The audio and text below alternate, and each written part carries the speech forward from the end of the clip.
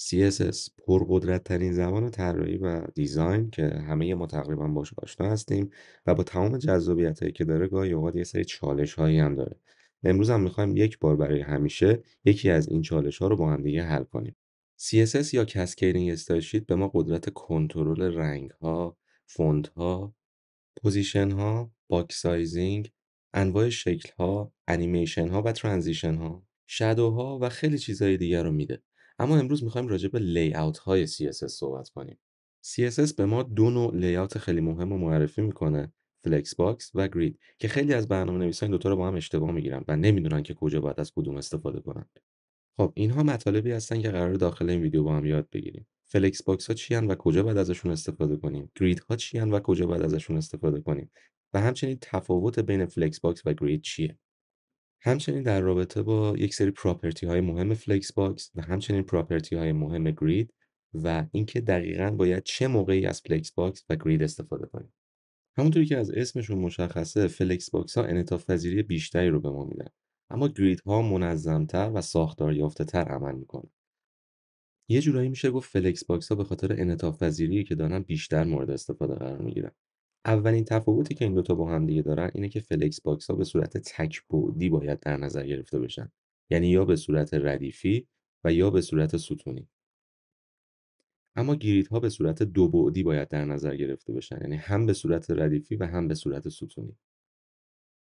پس تا اینجای کار متوجه شدیم که اگر بخوایم یک لی‌آوت فلکس باکس داشته باشیم، یا به صورت ستونی یا به صورت ردیفی باید باشه، اما در گرید باید به صورت ستونی و ردیفی باشه.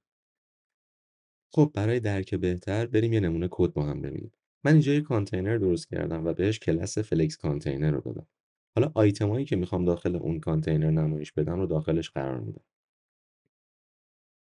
باید بدونید که به صورت پیش‌فرض آیتم‌ها در یک ستون و پشت سر همدیگه قرار می‌گیرن و تمام فضای خودشون رو اشغال می‌کنن. اما اگر من بیام به کلاس کانتینرم دیسپلی فلکس رو اضافه بکنم، تغییری که ایجاد میشه اینه که این آیتم‌ها به صورت ردیفی قرار می‌گیرن. رفتار فلکس باکس‌ها به صورت پیش‌فرض به صورت ردیفی هستن. اگه بخوام اینو تغییرش بدم، از پراپرتی فلکس دایرکشن و مقدار کالم استفاده می‌کنم تا دوباره آیتم‌ها به صورت ستونی در بیان. خب حالا وقتشه بریم داخل VS Code و به صورت عملی اینا رو با هم انجام بدیم. خب داخل VS Code من مجددا یک کانتینر درست کردم با کلاس فلکس کانتینر و اومدم به جای 4 تا آیتم بهش 8 تا آیتم رو دادم که شما دوستان بهتر متوجه بشید. خب همونطور که می‌بینید آیتم ها در حالت پیش‌فرض به صورت ستونی قرار گرفتن و تمام فضای مربوط به خودشون رو اشغال کردن. وارد فایل CSS هم میشم و از پراپرتی دیسپلی با مقدار فلکس استفاده میکنم و اگر نتیجه رو ببینید می‌بینید که آیتم ها به صورت ردیفی کنار هم دیگه قرار گرفتن. چون فلکس باکس ها به صورت پیش‌فرض ردیفی آیتم ها رو کنار هم قرار میدن، من اگر اینجا از پراپرتی فلکس دایرکشن با مقدار را استفاده بکنم، میبینید که هیچ تغییری توی نتیجه من ایجاد نمیشه، به خاطر اینکه این حالت پیش‌فرض فلکس باکس هست. اما اگر اینو به کالم تغییر بدم، میبینید که آیتم ها به صورت ستونی کنار هم قرار میگیرن. یک نکته خیلی مهم در مورد فلکس باکس ها این هستش که اگر من اینو به حالت ردیفی برگردونم و صفحه رو کوچیک بکنم، می‌بینید که حالت اوورفلو اتفاق میفته و آیتم های من از صفحه خارج میشن.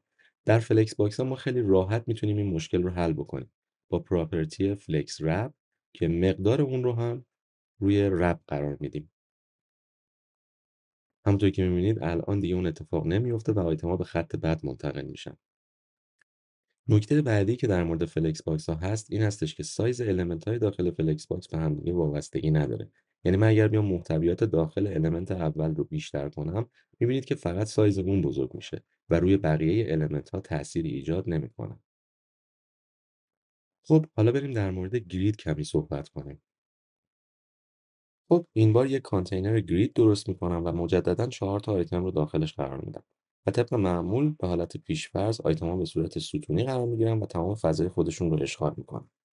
این بار اگر من بیام از پراپرتی دیسپلی و مقدار گرید استفاده بکنم، هیچ تفاوتی توی نتیجه من ایجاد نمیشه. اما چرا؟ علت این اتفاق این هستش که گریدها به صورت پیش‌فرض میان کانتینرها رو به صورت ردیفی پر میکنن. یعنی آیتم ها رو از ردیف اول میچینن و دونه دونه میرن پایین. به خاطر همین ما یک شکل ستونی میبینیم. حالا اگر بخوام این رفتار رو عوض کنم، از گرید اتوفلو کالم استفاده میکنم و دیگه کانتینر من به صورت ستون به ستون پر میشه. خب وقتشه دوباره با هم دیگه بریم سراغ VS کد و همه اینها رو با هم عملی پیاده سازی کنیم. خب من مجددا اومدم داخل VS کد و این دفعه یک کانتینر گرید درست کردم و به جای 4 تا آیتم 8 تا آیتم داخلش قرار دادم که شما عزیزان بهتر ببینید و نتیجه رو همونطور که مشاهده میکنید به صورت پیش‌فرض است. داخل استایل میام و بهش پراپرتی دیسپلی با مقدار گرید رو میدم و همونطوری که گفتم هیچ تغییری ایجاد نمیشه. پس اگر من گرید اتوفلو رو روی رو قرار بدم چون رفتار پیش‌فرض گرید هست هیچ تغییری باز داخل نتیجه حاصل نمیشه. اما اگر به کالم تغییرش بدم می‌بینید که یک نتیجه تقریبا مشابه با فلکس باکس داریم. اما یک سری تفاوت‌های اینجا وجود داره. مهمترین تفاوتی که اینجا وجود داره اینه که سایز المنت‌های داخل کانتینر گرید من به هم وابسته هستن. برای اینکه بهتر متوجه بشید من میام محتوای المنت اول رو مقداری افزایش میدم. همونطور که می‌بینید سایز بقیه المنت‌ها هم به نسبت المنت اول تغییر میکنه. حالا اگر بیام رفتار گریدم رو روی حالت ردیفی قرار بدم در صورتی که فضای کافی برای همه المنت‌ها وجود داشته باشه این قضیه خیلی مشهود نیست. اما اگر سفر رو کوچیک کنم می‌بینید که برخلاف فلکس باکس سایزها با هم دیگه ست میشن. علتش این هستش که همونطوری که گفتم گریدها سازمان یافته تر هستن و به صورت ستونی و ردیفی بررسی میشن و آیتم ها با در نظر گرفتن هر دو بعد یا دایمنشن کنار همدیگه قرار میگیرن. خب حالا میخوایم یک مقدار کنترل بیشتری روی گریدمون داشته باشیم. برای این کار همون حالت پیش‌فرض خودش رو در نظر میگیرم و از پراپرتی گرید تمپلیت کالم استفاده میکنم تا بیام در واقع به گریدم بگم که من چه ستونهایی رو میخوام، چه تعدادی و در چه اندازه‌ای. برای این کار میام به تعداد ستون‌هایی که نیاز دارم مقدار FR رو میدم. FR مخفف فرکشن هست و در واقع اندازه هر ستون رو برای من مشخص میکنه. تعداد FR ها در واقع تعداد ستون‌هایی که میخوام داشته باشم. همونطور که میبینید چون 4 تا FR دارم گرید من هم به 4 ستون متناسب تقسیم شده. حالا مثلا اگر بیام آخری رو تبدیلش کنم به 2 FR میبینید که ستون آخر من در واقع 2 برابر بقیه ستون‌ها شده.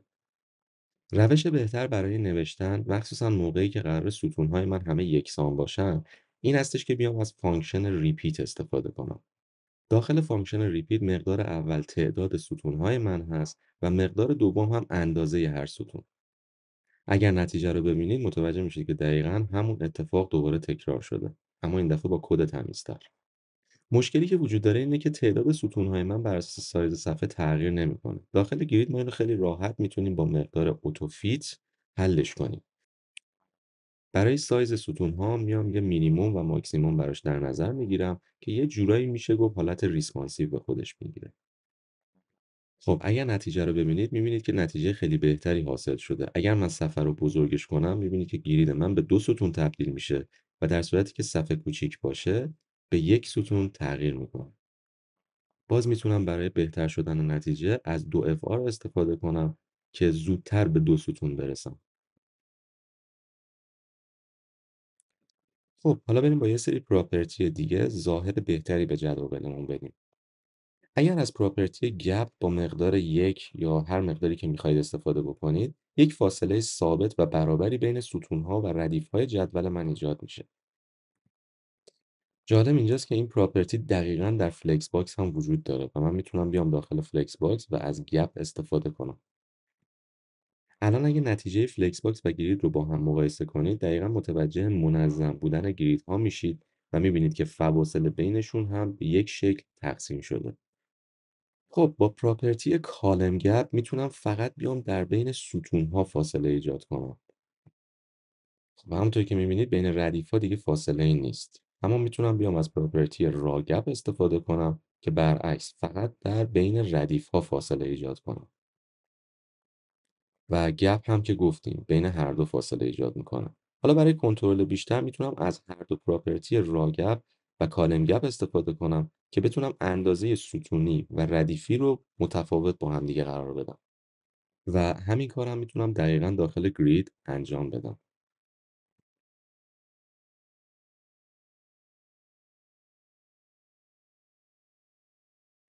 اگر به نتیجه دقت کنید میبینید که چقدر راحت تونستم کنترل بهتری روی این فواصل داشته باشم. خب حالا که درک بهتری از CSS Flexbox و CSS Grid داریم بریم ببینیم که کاربرد هر کدوم چیه و بهتر پیشنهاد میشه که کدوم رو کجا استفاده بکنیم. اولین کاربرد فلکس باکس ها در نویگیشن بارها هستن. یعنی بهتره که نویگیشن بارهای وب پیجمون رو با فلکس باکس درست کنیم. چرا؟ چون اینجا فقط یک بعد مد نظر ماست. کاربرد دوم برای سنتر کردن یک المنت یا یک دیو هستش. و کاربرد سوم هم برای موقعیه که میخوایم یک ردیف از آیکون ها یا باتن ها داشته باشیم. حالا بریم سراغ کاربرد گریدها. اولین و مهمترینش موقعیه که میخوایم لیاوت کلی یک صفحه وب پیج رو طراحی بکنیم. همونطوری که میبینید چون هر دو بعد مد نظر ماست، گرید بسیار مناسبه. و کاربرد دوم موقعیه که یک گالری از محصولات یا تصاویر منظم داریم. ممنونم که ویدیو من رو تماشا کردید. اگر سوالی دارید حتما داخل کامنت ها از من بپرسید و با لایک و سابسکرایب من رو حمایت کنید.